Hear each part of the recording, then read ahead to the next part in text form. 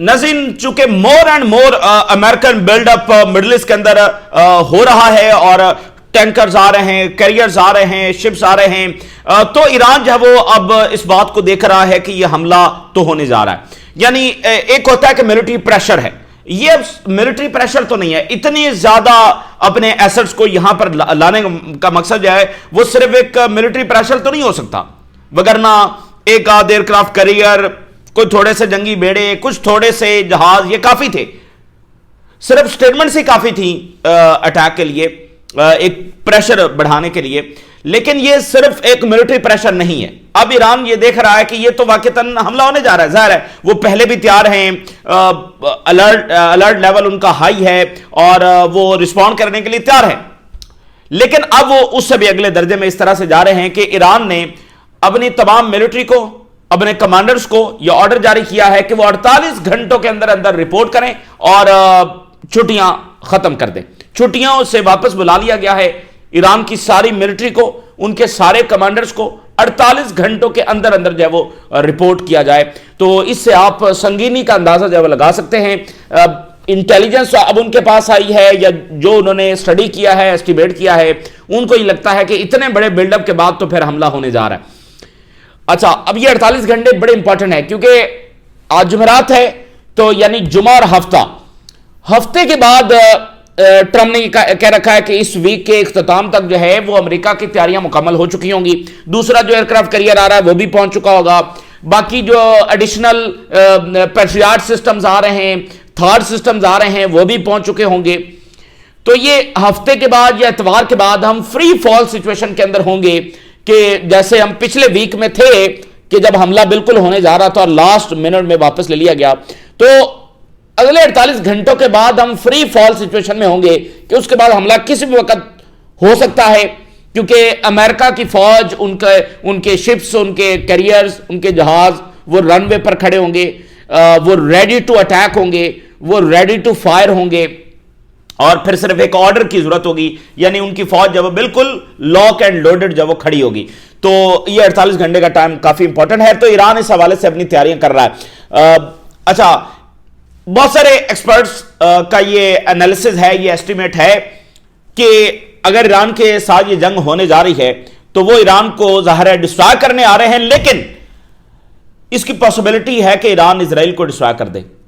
اب یہ صرف ڈسٹرکشن سے مراد کچھ بلڈنگز گرانا نہیں، اسٹیٹ آف اسرائیل کو ڈسٹرائے کر دے ایران، اور یہ بالکل جو ہے وہ کولیپس ہو جائے اسرائیل، اس کی پاسبلٹی ہے. یعنی اس کو ہم رول آؤٹ نہیں کر سکتے کہ اسرائیل جب یوگنڈا سے لڑنے جا رہا ہے تو بھئی یوگنڈا کیا کر لے گا، نہیں. ایران کے پاس یہ کیپیبلٹی ہے کہ وہ ان کو ڈسٹرائے کر سکتے ہیں، اور وہ ایران کو ڈسٹرائے کرنے آ رہے ہیں، لیکن ایران ان کو کر سکتا ہے، یہ اس بات کی پاسبلٹی ہے.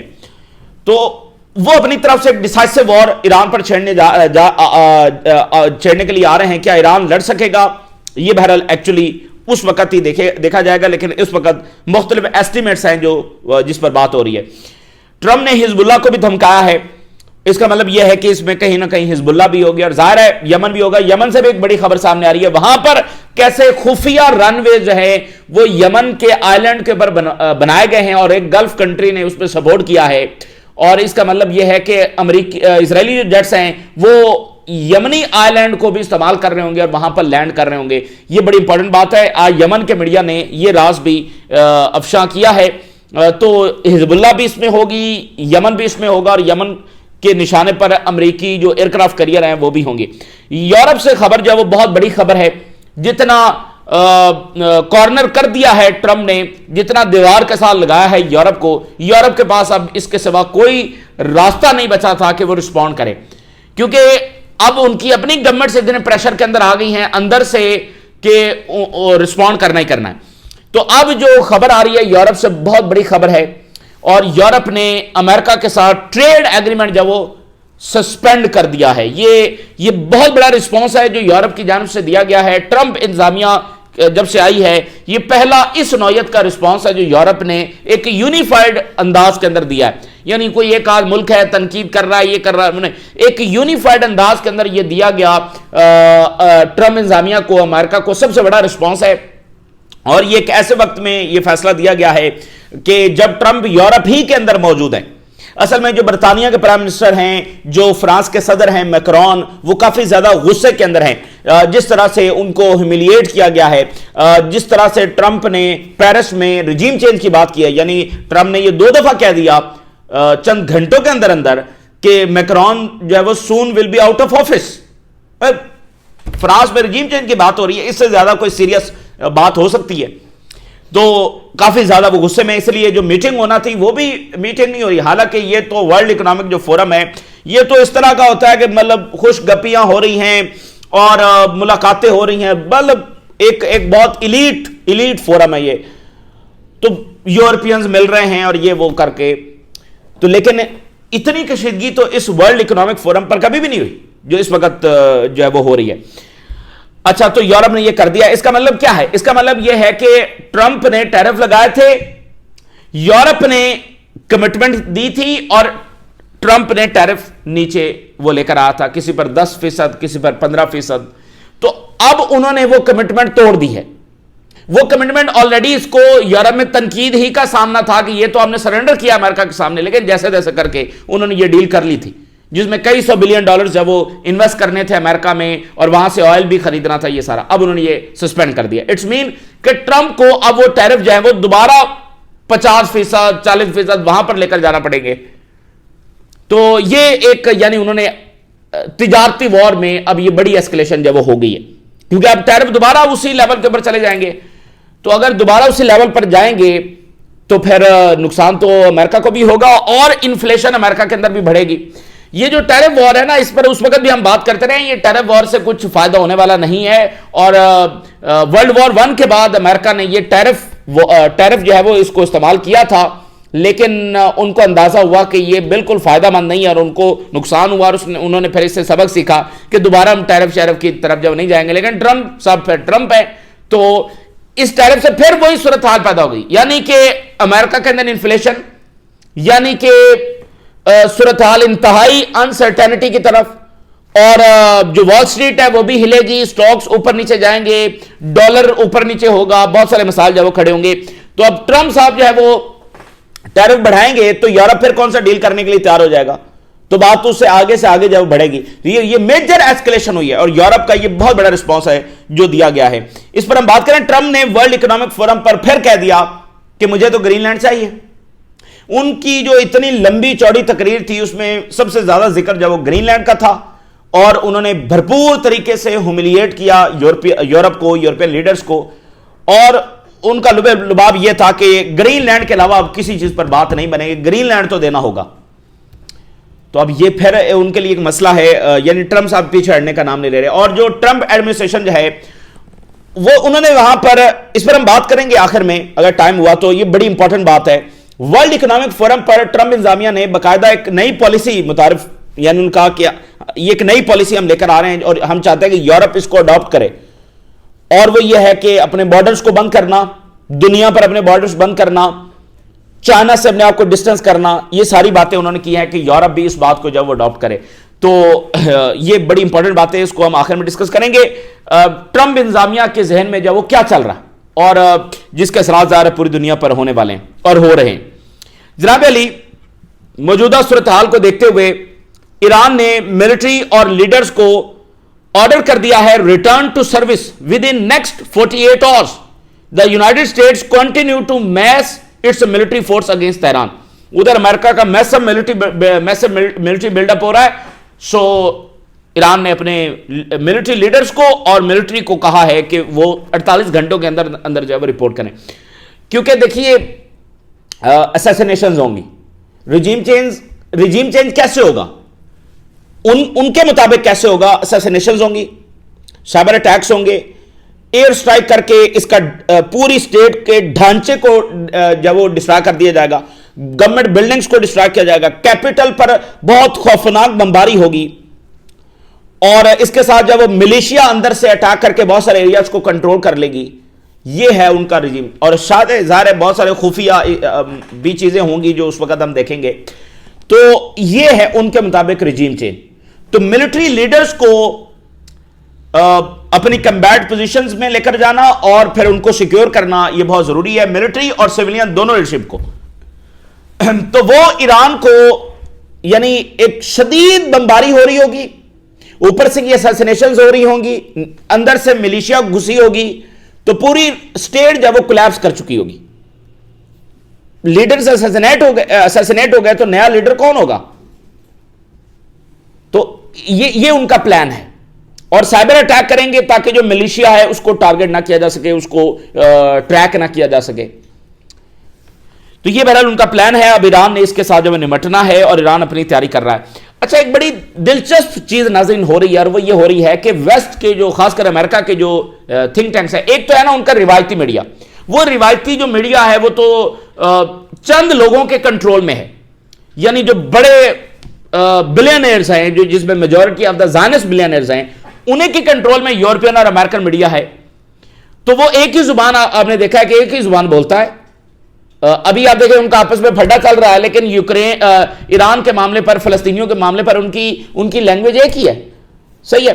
سو وہ روایتی میڈیا الگ ہے، لیکن جو بڑے ان کے اب دانشور جن کو سنا جا رہا ہے، جو آتھرز ہیں، جو یعنی مین اسٹریم میڈیا پر نہیں ہے لیکن دوسرے میڈیا پر ہیں، اور وہ اس وقت سب سے زیادہ پاپولر ہیں، ان کی سب سے زیادہ انفلوئنس ہے ویسٹرن پبلک اوپینین کے اوپر، جس میں ٹکر کارلسن ہیں، جس میں جان میئر شیمر ہیں، پروفیسر جیفری ہیں. یہ بہت انفلوئنشل لوگ ہیں اس وقت اور انہیں کو سنا جا رہا ہے. جناب علی ان میں یہ اس بات پر اتفاق کر رہے ہیں اور اس بات کو انڈورس کر رہے ہیں کہ ایران کو نیوکلیر ہونا چاہیے، اور وہ یہ کہہ رہے ہیں کہ امن کے لیے مڈل ایسٹ میں ضروری ہے کہ ایران کو نیوکلیر ہونا چاہیے. کتنا بڑا ڈفرنس ہے. پورے ویسٹ کے مطابق دہائیوں سے یہ جو کنونشنل ایران ہے یہ سب سے بڑا خطرہ ہے، اور یہ لوگ کہہ رہے ہیں کہ نیوکلیر ایران ہونا چاہیے اور الٹا اس سے امن آئے گا. اور ریالٹی بھی یہی ہے. اگر ایران نیوکلیر ہوتا تو یہ اسرائیل کی جرات نہ ہوتی پہلے بھی ایران پر حملہ کرنے کی اور اب بھی حملہ کرنے کی. یہ صرف وجہ یہ ہے، نارتھ کوریا بھی تو نارتھ کوریا پر تو اسرائیل ایک بیان بھی جاری نہیں کرتا، اور نہ ہی امریکہ جو ادھر آنکھ اٹھا کر دیکھتا ہے. وجہ صرف یہ ہے کہ وہ نیوکلیر ہے. نارتھ کوریا تو کوئی بڑی اکانومی نہیں ہے، بڑا کوئی ٹیکنالوجیکل اور وہ ایسی پاور نہیں ہے. وہ یہ نیوکلیر ہی لے کر بیٹھے ہو نا، ایئر فورس بھی نہیں ہے ان کے پاس. ان کا اور ایران والا معاملہ سیم ہے، فرق صرف کتنا ہے نیوکلیر کا.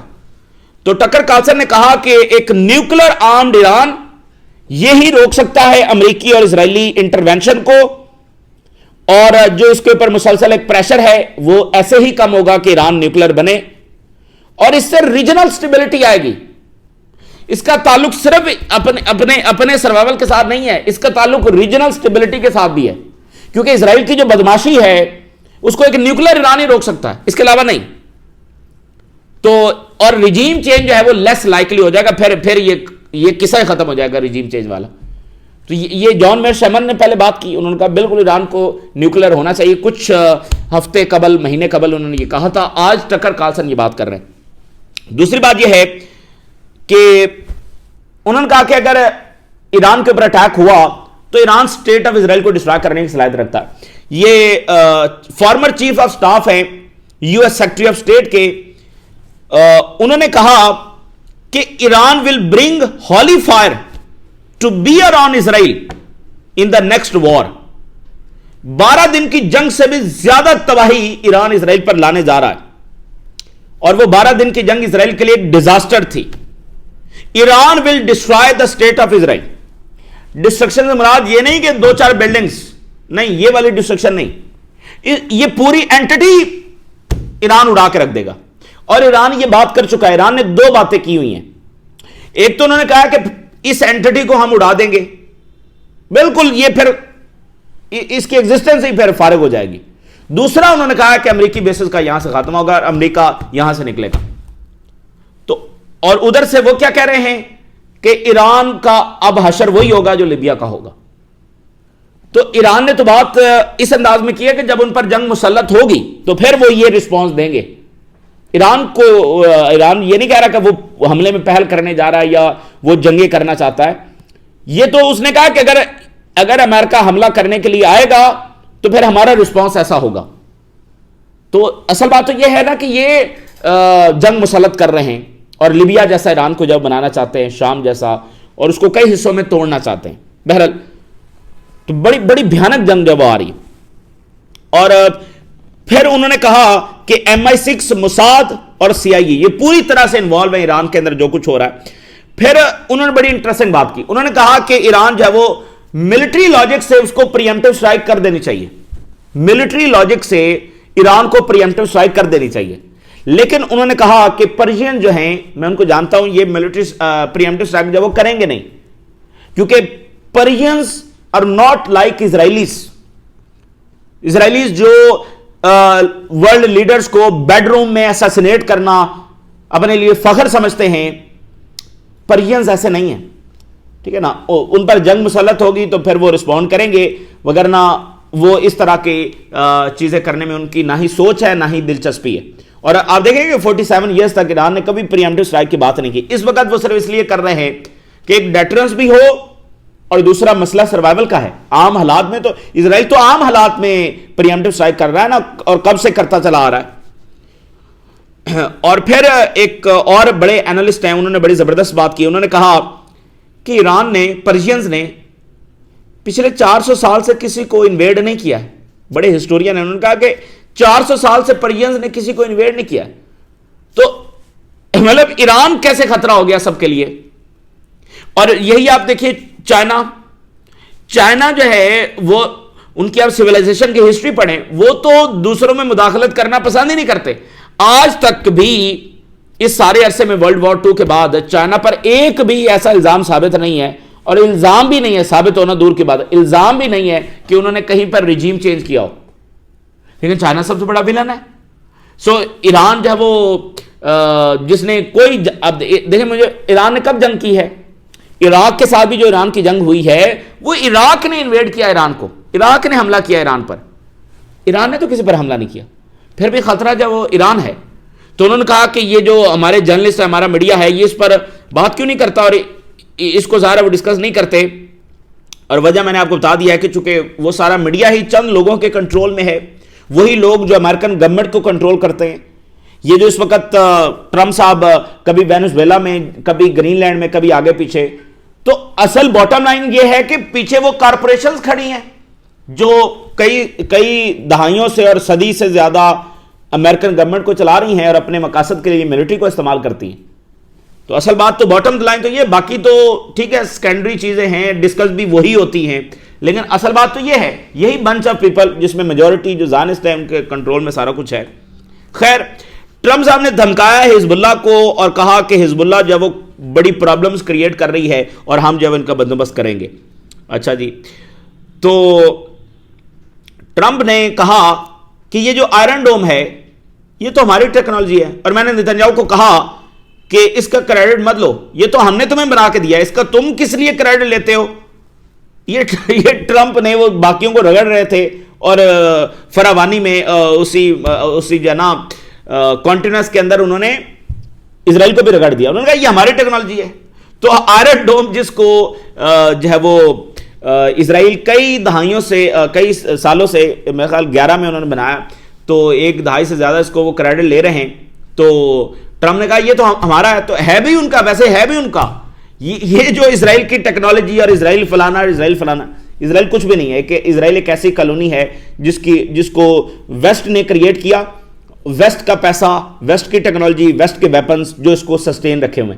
بلکہ اسرائیل کو تو اس اینٹیٹی کو 1 بلینئر خاندان نے کریٹ کیا اور چند بلینئر مل کر جب اس کو چلا رہے ہیں. یمن سے جو خبر ہے بہت بڑی خبر ہے. آپ کو بتانا، وہ چونکہ گلف ایک ملک کے ساتھ پھڈا چل رہا ہے اور اس کا وڈرا یہاں سے ہو گیا ہے. سو جناب علی، لیکن اس کے ساتھ ایک سکوترا آئی لینڈ ہے، یہ بڑا اسٹریٹجک آئی لینڈ ہے. تو آج یمنی میڈیا جو ہے وہ رپورٹ کر رہا ہے کہ اس گلف کنٹری نے، یعنی کہ ہم ظاہر یو ای کی بات کر رہے ہیں، تو انہوں نے اسرائیلیوں کو یہاں پر وہ لے کر آئے سکوترا آئی لینڈ میں. یہ ظاہر ہے ان کے ابھی یو ای کے کنٹرول میں ہے. تو انہوں نے کہا اسرائیلیوں کے حوالے کیا ہوا ہے انہوں نے، اور اسرائیلیوں کے لیے انہوں نے یہاں پر خفیہ رن وے بنائے ہیں. آپ کو یاد ہے کچھ مہینے قبل، غالباً 1 سال قبل، ہم نے یہ رپورٹ دی تھی کہ ایک عجیب سی خبر ہے کہ وہاں پر کچھ رن ویز بنائے جا رہے ہیں. ابھی تصدیق نہیں ہے کون بنا رہا ہے، کس کے لیے بنا رہا ہے, کس کے خلاف استعمال ہوں گے. آج وہ یمنی میڈیا یہ بات کر رہا ہے, چونکہ اب یوں ہی وہاں سے وڈرا ہو گیا اور پھڈا چل گیا ہے سعودی عربیہ اور ان کا آپس میں, تو اب وہ بہت سارے راز بھی اندر سے جب سامنے آ رہے ہیں, تو اس کا مطلب اسرائیلی جہاز ہے وہ یہاں بھی لینڈ کر سکتے ہیں اور یہاں سے فلائی کر سکتے ہیں, سو آن. تو ادھر جناب علی ایک بڑا اہم ترین رابطہ ہوا ہے, اور رابطہ ہوا ہے الشرا کا عراق کے پرائم منسٹر کے ساتھ. اچھا, چونکہ عراق جو ہے نا بڑا انسیکیور ہے جب سے الشرا آئے ہیں, تو لیکن اب کافی کوشش کی جا رہی ہے کہ ٹرسٹ جو ہے وہ بحال کیا جائے. تو الشرا اور عراق کے پرائم منسٹر کا رابطہ ہوا ہے, چونکہ وہ داعش کا بھی خطرہ ہے کہ وہ عراق میں جب وہ آگے ادھر داخل ہو جائیں, تو یہ انہوں نے بات کی ہے کہ کوآپریشن یہ وہ سارا, تو یہ بڑی اچھی ڈیولپمنٹ ہے. رائٹرز نے بڑی امپورٹنٹ سٹوری دی ہے. رائٹرز نے کہا ہے کہ پاکستان جو ہے اس کی سیل میں بہت اضافہ ہو رہا ہے, مطلب انپریسیڈنٹڈ, تاریخ میں کبھی اتنی سیل نہیں ہوئی جتنی اس وقت پاکستان کی ہو رہی ہے. ڈیفینس انڈسٹری جب بہت اوپر جا رہی ہے, جس میں نہ صرف جیٹس بلکہ ڈرونز بلکہ میزلز, اس کو خریدنے میں دنیا انٹرسٹڈ ہے, کیونکہ یہ کمبیٹ ٹیسٹڈ ہے, جنگ میں استعمال ہوئے ہیں اور ثابت ہوئے ہیں, ٹھیک ہے نا. تو 13 ملک ان لائن کھڑے ہیں, ان کے ساتھ ٹاکس جو ہے وہ ایڈوانس سٹیجز کے اندر جاری ہیں. GF-17 جیٹس بیچے جائیں گے, ڈرونز, ادر ویپنز. تو چونکہ مسئلہ یہ آ رہا ہے کہ گلوبل سپلائی چین میں ڈسرپشن ہے, اور دنیا ویسٹرن آرم سے, ویسٹرن ویپن سے اپنے آپ کو مطلب اس سے ذرا الٹرنیٹو چاہ رہی ہے, اور چیپر ویپنز آ رہی ہے, تو پاکستان از دا بیسٹ آپشن.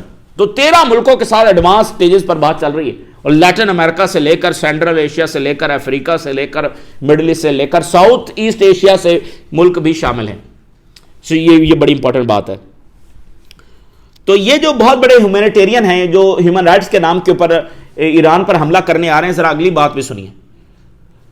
آج امریکہ نے 6 آرگنائزیشنز پر سینکشن لگا دی ہیں کچھ دیر پہلے, جو غزہ میں میڈیکل سپلائی دے رہی ہیں, اور ان پر الزام یہ لگایا ہے کہ یہ حماس کی فنڈنگ کر رہی ہیں.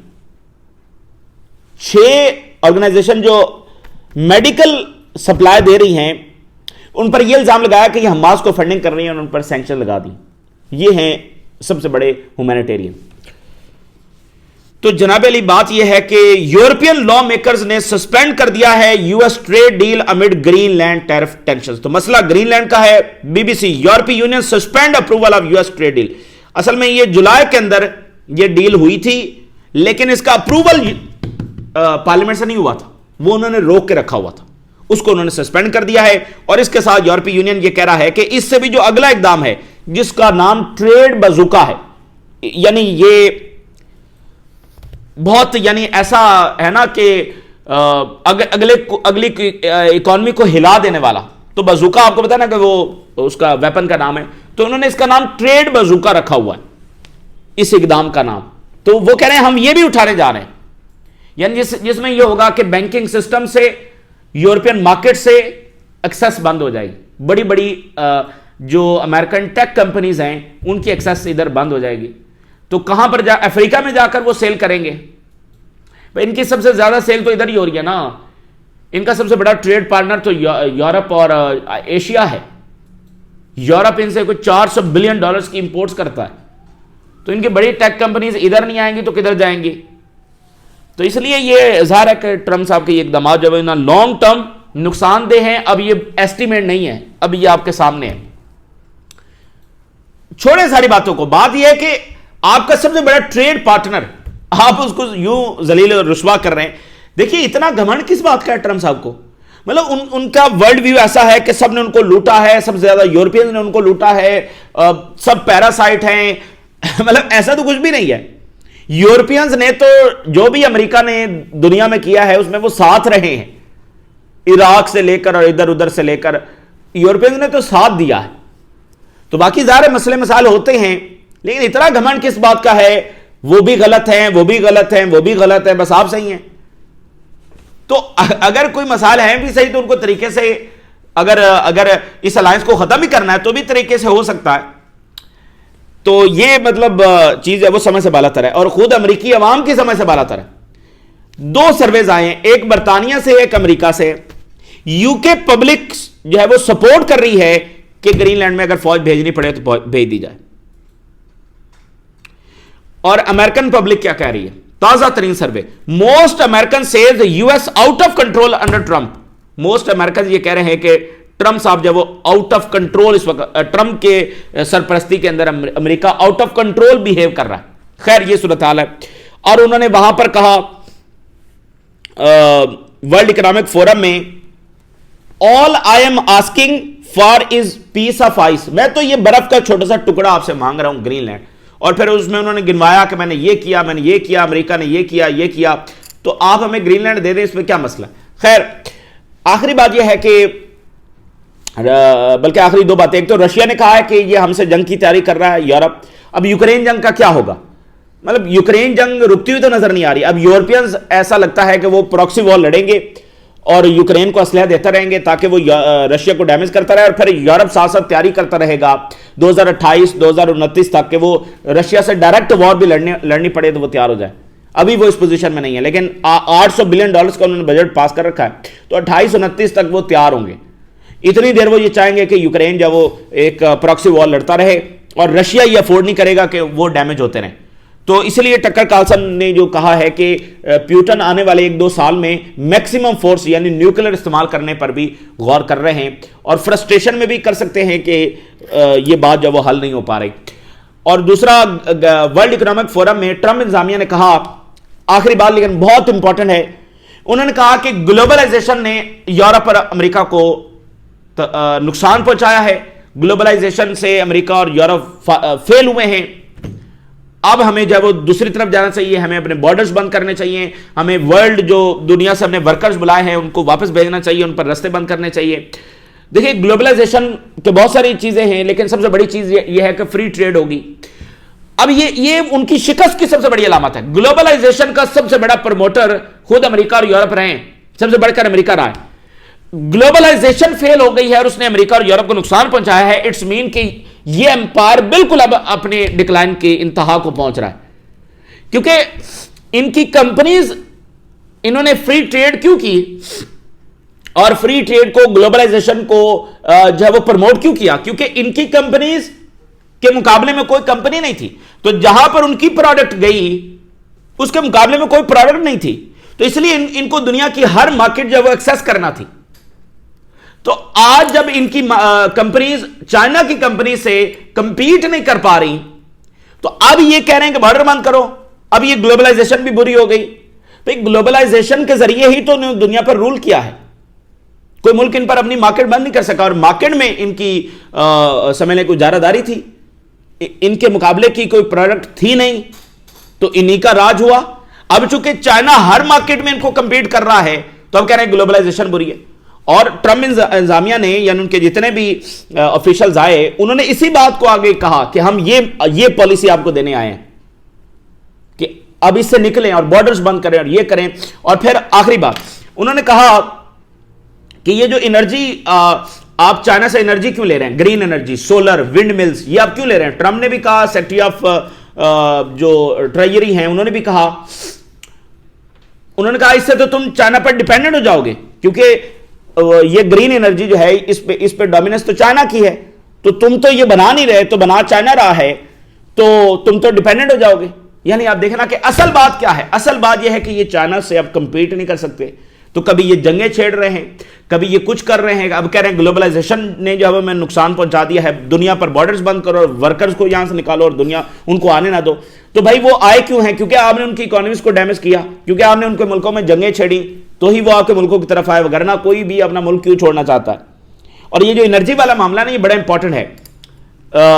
एक बड़े थिंक टैंक ने लिखा कि जो भी एम्पायर होता है, जो भी एक बड़ी ताकत होती है और वह हेजेमनी हासिल करना चाहती है, तो वो उसकी ताकत का असल जो सोर्स होता है उसकी एनर्जी डोमिनेंस होती है। मिसाल के तौर पे जो स्पेनिश एम्पायर था, उसने ह्यूमन बॉडी की एनर्जी को इस्तेमाल किया, यानी स्लेवरी को, उनको बस इस्तेमाल किया, उनसे काम लिया, मतलब स्लेवरी, ह्यूमन बॉडी की उस एनर्जी को। जो ब्रिटिश एम्पायर था उसने कोल एनर्जी को डोमिनेंस, उसमें वो सारी सप्लाई अपने कंट्रोल में रखी, जिससे उनको जब ताकत मिली। अमेरिका की सबसे बड़ी ताकत क्या थी, ऑयल का कंट्रोल। तो उनकी एनर्जी कहां से आई, ऑयल से। चाइना की एनर्जी कहां से आ रही है, green energy, solar, wind mills. इस पर اس وقت دنیا میں اگر ڈومیننس کس کی ہے؟ چائنا کی. یورپ اور امریکہ قریب تر بھی نہیں ہے جہاں پر چائنا سولر اور یہ ساری گرین انرجی جو پروڈیوس کر رہا ہے. تو اس لیے چائنا کی جو رائز ہے اس کو یہ روک نہیں سکتے. چائنا نے بڑے طریقے سے اپنا کام کیا ہے اور اب وہ سٹیج پر پہنچ گئے ہیں. منرلز ان کے پاس ہیں, گرین انرجی ان کے پاس ہے. یہ گرین انرجی کو روک ہی نہیں سکتے ہیں, کیونکہ یہ اگر دوبارہ جائیں گے آئل پر ادھر ادھر وہ تو مہنگا پڑے گا. تو چائنا کے تھادی وہ سستی انرجی جب استعمال کر رہے ہوں گے تو ظاہر ہے وہ سستی پروڈکٹس بنائیں گے, تو ان کی کمپنیز کیسے کمپیٹ کریں گی؟ صحیح ہے نا. تو جب مشین گن دنیا میں آ گئی تو آپ کو مشین گن کے مقابلے میں کچھ کرنا ہی ہے, وگرنہ آپ تلوار لے کر بیٹھے رہیں گے تو آپ مطلب اس کو کمپیٹ نہیں کر سکتے. تو اس لیے گرین انرجی کا ریولوشن آ چکا ہے, اب اس کو کمپیٹ کرنا ہے, سو اس کے بغیر کام چلے گا نہیں. تو یہ چائنا کا جو رائز ہے وہ طے ہے اور یہ اثر ڈالے گا مڈل ایسٹ اور ادھر ادھر باقی ساری چیزوں پر. تو یہ پینک میں ہے بڑے, اگر آپ ان کی سپیچز سنیں تو بڑا پینک نظر آ رہا ہے, کیونکہ اب ان سے برداشت نہیں ہو رہا کہ چائنا جب وہ رائز کر چکا ہے ہر چیز کے اندر, انرجی میں, انوویشن میں, نالج میں, صحیح ہے نا, اور ملٹری میں اور اکانومی میں ان کو اس نے کمپیٹ کیا ہے. تو بہرحال یہ اس وقت کی کچھ غیر معمولی چیزیں آپ کے ساتھ جو وہ شیئر کی, کچھ اگلی ویڈیوز میں شیئر کریں گے. اجازت دیجیے, اللہ حافظ.